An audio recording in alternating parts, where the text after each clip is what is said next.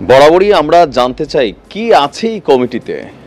টাকা, ক্ষমতা, ক্ষমতার অপব্যবহার, কিছু না কিছু তো আছে নিশ্চয়ই কমিটিতে। যদি তাই না থাকতো তাহলে কেন ভাই এই ক্ষমতার জন্য ছাত্রলীগ ছাত্রদল যেভাবে কামড়া কামড়ি করছে, ঠিক একই স্টাইলে বৈষম্য বিরোধী ছাত্র আন্দোলনের বিভিন্ন জায়গায় আমরা এই কামড়া কামড়ির দৃশ্য দেখতে পাচ্ছি এবং খুব অবাক হচ্ছি যে তোমরা জুম্মায় 6 মাস হয় না এখনো এই কমিটিকে কেন্দ্র করে সারা বাংলাদেশের বিভিন্ন জায়গায় এতদিন পর্যন্ত যা ঘটছে, আজকে কেন্দ্রীয় কার্যালয়ে তোমরা একে অপরের গায়ে হাত তুলেছ, তোমরা একে অপরকে রক্তাক্ত করেছ, তোমরা একজন আরেকজনকে হাসপাতালে পাঠাইছো।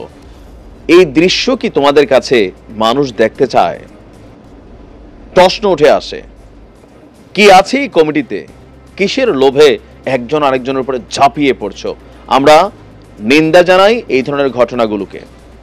এজন্য হাজার হাজার মানুষ আহত হয়নি, জীবন দেয়নি। রাজনৈতিক এজেন্ডা এক জিনিস, কমিটির সাথে কি কানেক্টিভিটি আমরা জানি না। যাই হোক, ঘটনা হচ্ছে বৈষম্য বিরোধী ছাত্র আন্দোলনের রাজধানীর মিরপুরের থানা কমিটি নিয়ে দ্বন্দ্ব হয়েছে দুপক্ষের। আর এই ঘটনায় 3 জন আহত হয়ে বঙ্গবন্ধু শেখ মুজিব মেডিকেল বিশ্ববিদ্যালয়ে তারা চিকিৎসাধীন আছেন এই মুহূর্তে। গতকালকে রাত 10:30টার দিকে রাজধানীর বাংলা মোটরের রূপায়ণ টাওয়ারে বৈষম্য বিরোধী ছাত্র আন্দোলনের যে কেন্দ্রীয় কার্যালয় আছে সেখানে এই ঘটনা ঘটেছে। আহত কারা? মিরপুর মণিপুর স্কুল অ্যান্ড কলেজের শিক্ষার্থী নাহিয়ান, ঢাকা পলিটেকনিকের ছাত্র শিক্ষার্থী রনি এবং সাফরান। প্রত্যক্ষদর্শীরা বলছে, মিরপুরের 7 থানা নিয়ে বৈষম্য বিরোধী ছাত্র আন্দোলনের একটি কমিটি ঘোষণা করা হয়। এরপর থেকে শুরু হয় আলোচনা সমালোচনা। বেশ কয়েকদিন ধরেই ঝামেলা চলছিল। এ নিয়ে আপনার পদপ্রত্যাশীদের বিরুদ্ধে চাঁদাবাজি এবং ছাত্রলীগ সংশ্লিষ্টতার অভিযোগ থাকায় পদ দেওয়া হয়নি। পদ না পাওয়ায় আগেই ঝামেলা করবে ঘোষণা দিয়েছিল তারা। যারা পদ পাননি তারা সন্ধ্যা থেকে বৈষম্য বিরোধী ছাত্র আন্দোলনের কার্যালয়ে এসে বাকবিতণ্ডা শুরু করেন। এতে উত্তপ্ত পরিস্থিতি হয়। এক পর্যায়ে হাতাহাতির ঘটনা ঘটে। এই সময় বেশ কয়েকজন হাসপাতালে আপনার আহত হয়ে যান। এখন আমরা দেখছি যে আপনি প্রশ্নগুলো যদি দেখেন যে কি পদপ্রত্যাশীদের বিরুদ্ধে কি আছে, ছাত্রলীগ সংশ্লিষ্টতা, চাঁদাবাজি। তো খোদ সার্জিসে তো ছাত্রলীগের নেতা ছিল, হাসনা তো নেতা ছিল। ছাত্রলীগ করলে যে খারাপ, তাহলে তো সার্জিস হাসনাতের উপরেই তো প্রথমে অভিযোগটা আসে।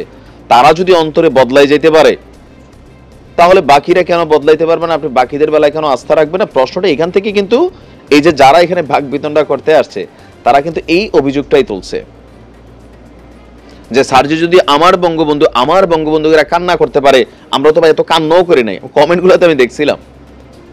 তো তাহলে তারা কেন বদলাইতে পারে না? তারাও হয়তো বাটে বেড়া ছাত্রলীগ করছে, বিষয়টা কিন্তু এরকমই বোঝাচ্ছে। চাঁদাবাজির হিসাবটা আলাদা।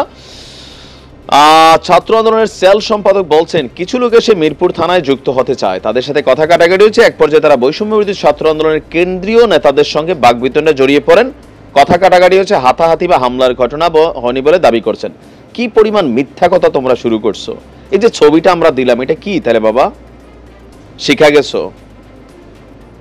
তোমরা যদি এরকম মিথ্যাবাজি করো, আগের সেই হাসান মাহমুদের মতন আওয়ামী লীগের, সারা দিন রাত মানে টেলিভিশন অন করলে এই লোকটা প্রচুর মিথ্যা কথা বলতো, মানুষ এটা তো অস্বীকার করার সুযোগ আছে। তো তোমরা এখন পাবলিক দেখতেছে 3 জন হাসপাতালে ভর্তি, ছবি আইছে, তুমি এসে বলতেছো যে না হাতাহাতির ঘটনা ঘটে নাই, তো এরা নাটক করে শুইছে, তাহলে তো সবগুলারে ধৈরা মানে কি বলা হয় বাস জ্বলা দেওয়া দরকার। অন্যদেরকে ফাঁসানোর জন্য তোমরা কেন শুইছো?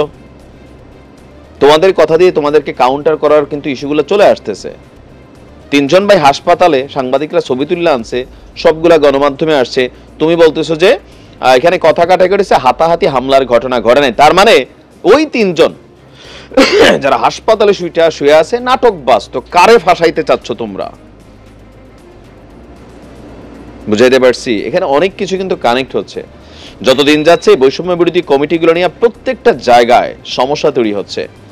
আর আমি নিজেও বুঝি না এই কমিটির মধ্যে কি আছে। এরকম যদি ঘটতে থাকে তাহলে বৈষম্য বিরোধী আন্দোলনের প্ল্যাটফর্মটা বিলুপ্ত হয়ে যাবে। এমনিতে তোমাদের মধ্যে বিভাজন, রাজনৈতিক বিভাজন, সকল কিছু মিলিয়ে অনেকটা কোণঠাসা অবস্থায় আছো তোমরা। এই কথাগুলো হয়তো সহজে কেউ বলবে না, সবাই তেল মারবে, বাট আমরা তোমাদের চোখে আঙ্গুল দিয়ে তোমাদের ভুলটা ধরিয়ে দিতে চাই যে এই বিষয়গুলোতে পাবলিক রিঅ্যাকশন কি হচ্ছে। আস্থার জায়গা নষ্ট হচ্ছে। আরেকবার রাস্তা ডাক দিলে 10 জন মানুষ পাবা না, তোমাদের স্যালারি তো আসবে না। তোমাদের বিরুদ্ধে একে অন্যের বিরুদ্ধে অভিযোগ তুলতেছো, 1 সপ্তাহ আলটিমেটাম দিচ্ছ, তুমি আরে বলতেছো যে ভাই তুই দায়িত্ব নে, আমি নেবো কেন, আপনি কি করেন। আপনারা রাজনৈতিক এজেন্ডা নিয়ে বাস্তবায়নের ব্যবস্থা শুরু করে দিয়েছেন। যারা এই আন্দোলনের সাথে সম্পৃক্ত আমাদের শিক্ষার্থীরা ছিল, নারীরা, তারাও এসে আক্ষেপের কথা জানাচ্ছে। সো তোমাদের এই জায়গাগুলো নিয়ে কিন্তু নানান আলোচনা সমালোচনা শুরু হয়ে গেছে।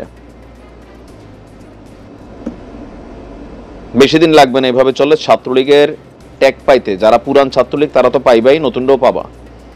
ভালো থাকুন, সামনের দিকে এগুলাকে ফোকাস রেখে চলতে হবে। হ্যাঁ।